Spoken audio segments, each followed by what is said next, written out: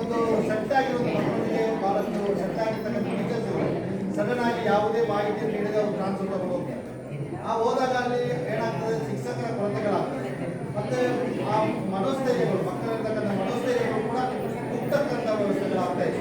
ಅದನ್ನು ಶಿಕ್ಷಣ ಇಲಾಖೆಗೆ ನಾನು ಹೇಳ್ತಕ್ಕಂಥದ್ದು, ಆ ಮಧ್ಯದಲ್ಲಿ ಏನು ವರ್ಗಾವಣೆ ಮಾಡ್ತಕ್ಕಂಥದ್ದು ಅದೆಲ್ಲವನ್ನು ಕೂಡ ಶೈಕ್ಷಣಿಕ ವರ್ಷದ ಪ್ರಾರಂಭದಲ್ಲಿ ಮಾಡಿದ್ದೆ ಶಾಲಾಭಿವೃದ್ಧಿ ಸಮಿತಿಯವರಿಗೆ ಕೊಟ್ಟಿದ್ದು, ಗ್ರಾಮ ಪಂಚಾಯತ್ ವ್ಯಾಪ್ತಿಗೆ ಬರ್ತಕ್ಕಂಥ ಶಾಲೆಗಳನ್ನು ಅದನ್ನು ಅದರ ಬಗ್ಗೆ ನಿಗಾ ಇಟ್ಟುಕೊಳ್ಳಲಿಕ್ಕೆ ಗ್ರಾಮ ಪಂಚಾಯತ್ಗೆ ಒಳ್ಳೆದಾಗ್ತದೆ.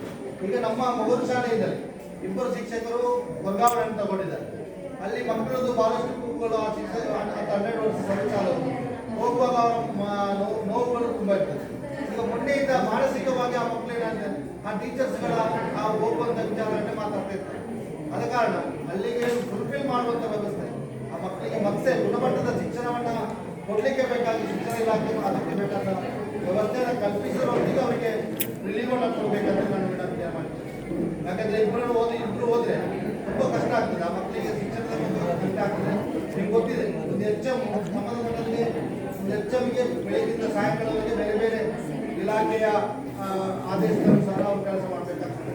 ಮೀಟಿಂಗ್ಗಳಿರ್ಬೋದು, ಗೂಗಲ್ ಮೀಟ್ ಇರ್ಬೋದು, ಬೇರೆ ಬೇರೆ ದಾಖಲೆಗಳನ್ನು ಕೊಡ್ತಕ್ಕಂಥ ಕೆಲಸಗಳು.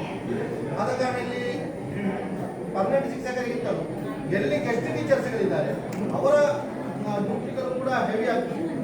ಆದ ಕಾರಣ ನೀವು ಶಿಕ್ಷಣ ಇಲಾಖೆ ಏನು ಮಾಡಬೇಕು ಅಂತಂದರೆ, ಆ ಶಿಕ್ಷಕರಿಲ್ಲದಂಥ ಶಾಲೆಗಳಿಲ್ಲ. ಉದಾಹರಣೆಗೆ ಆರೋಗ್ಯ ನಿರ್ಮಾಣ ನಮ್ಮ ಗ್ರಾಮದಲ್ಲಿ ಬರ್ತಕ್ಕಂಥ ಅಲ್ಲಿ ಇವರೇ ಅಲ್ಲೇ ಇರುವಂಥದ್ದು ಆ ಗೆಸ್ಟ್ ಟೀಚರ್ಸ್ ಅಲ್ಲಿ ಕೂಡ ಆ ಶಿಕ್ಷಕರ ಕೊರತೆಗಳನ್ನ ನೀಗಿಸುವುದರ ಮೂಲಕ ಅಲ್ಲಿಯೇ ಮಕ್ಕಳಿಗೆ ಕೂಡ ಗುಣಮಟ್ಟದ ಶಿಕ್ಷಣ ಸಿಗುವಂಥ ವ್ಯವಸ್ಥೆಯನ್ನು ಮಾಡಬೇಕು. ಈ ವ್ಯವಸ್ಥೆಯನ್ನು ನಿಮ್ಮ ಅವಧಿಯಲ್ಲಿ ಅಚ್ಚುಕಟ್ಟಾಗಿ ನೆರವೇರಬೇಕಂತ ಆಶಯವನ್ನು